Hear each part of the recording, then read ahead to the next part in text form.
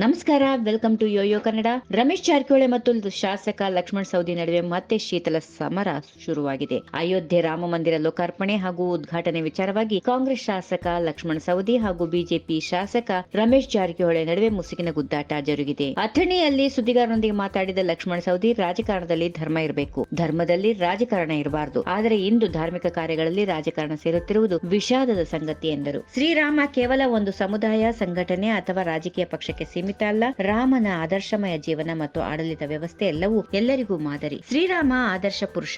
ಅವರ ತತ್ವಗಳನ್ನ ಹಿಂದೂ ಸನಾತನ ಅನುಯಾಯಿಗಳಷ್ಟೇ ಅಲ್ಲದೆ ಇತರ ಧರ್ಮದವರು ಸಹ ರಾಮ ಮೆಚ್ಚಿಕೊಂಡಿರುವ ವ್ಯಕ್ತಿತ್ವ ಹೊಂದಿದ್ದ. ಅಯೋಧ್ಯೆಯಲ್ಲಿ ರಾಮ ಮಂದಿರ ನಿರ್ಮಾಣವಾಗಿ ಮೂರ್ತಿಗೆ ಪ್ರಾಣ ಪ್ರತಿಷ್ಠಾಪನೆ ಮಾಡುವ ಕಾರ್ಯ ನಡೆಯುತ್ತಿದ್ದು, ದೇಶದ ಹಿಂದೂ ರಾಮನ ಭಕ್ತರ ಬಹುದಿನಗಳ ಕನಸು ನನಸಾಗುತ್ತಿರುವುದು ಸಂತಸದ ಸಂಗತಿ ಎಂದರು. ಶ್ರೀರಾಮನನ್ನ ಒಂದು ಪಕ್ಷ ತನ್ನ ಸ್ವಾರ್ಥಕ್ಕೆ ಬಳಕೆ ಮಾಡಿಕೊಳ್ಳಬಾರದು. ರಾಮನ ಭಕ್ತರು ಎಲ್ಲಾ ಪಕ್ಷ ಮತ್ತು ಎಲ್ಲಾ ಧರ್ಮದಲ್ಲಿಯೂ ಇದ್ದಾರೆ. ಆದರೆ ಕೆಲವು ಪಕ್ಷದ ಮುಖ್ಯಸ್ಥರು ಶ್ರೀರಾಮನನ್ನು ತಮ್ಮ ರಾಜಕಾರಣಕ್ಕೆ ಬಳಸಿಕೊಳ್ಳುತ್ತಿದ್ದಾರೆ. ಇಂತಹ ಧಾರ್ಮಿಕ ಕಾರ್ಯಗಳಲ್ಲಿ ರಾಜಕಾರಣ ಬೆರೆಸದೆ ಎಲ್ಲರ ಮನಸ್ಸಿಗೆ ಒಪ್ಪುವ ರೀತಿಯಲ್ಲಿ ಕಾರ್ಯಕ್ರಮಗಳು ಆಗಬೇಕು. ಒಂದು ಧರ್ಮ ಅಥವಾ ಒಂದು ಪಕ್ಷದ ಕಾರ್ಯಕ್ರಮವಾಗುತ್ತಿರುವುದು ಬೇಸರದ ಸಂಗತಿಯಾಗಿದೆ ಎಂದು ತಿಳಿಸಿದರು. ಪ್ರತಿಯೊಬ್ಬರು ಅಲ್ಪಮತಿಗೆ ಹೊಡೆದಷ್ಟು ಮಾತನಾಡುತ್ತಾರೆ. ಅಲ್ಪಮತಿಗಳ ಬಗ್ಗೆ ನಾನು ಹೆಚ್ಚು ಒತ್ತು ಕೊಡೋದಿಲ್ಲ, ಹೀಗೆಂದು ಶಾಸಕ ಲಕ್ಷ್ಮಣ ಸವದಿ ಪರೋಕ್ಷವಾಗಿ ರಮೇಶ್ ಜಾರಕಿಹೊಳಿಗೆ ಅಲ್ಪಮತಿ ಎಂದು ಜರಿದರು.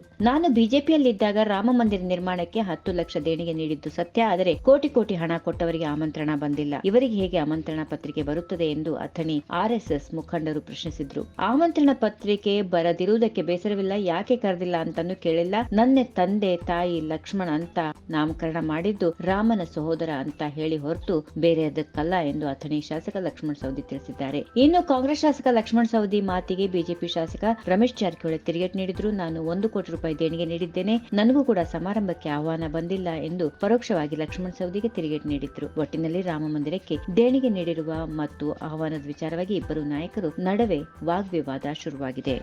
ಈ ವಿಡಿಯೋ ನಿಮಗೆ ಇಷ್ಟವಾದಲ್ಲಿ ಲೈಕ್ ಮಾಡಿ, ಶೇರ್ ಮಾಡಿ, ಸಬ್ಸ್ಕ್ರೈಬ್ ಮಾಡಿ.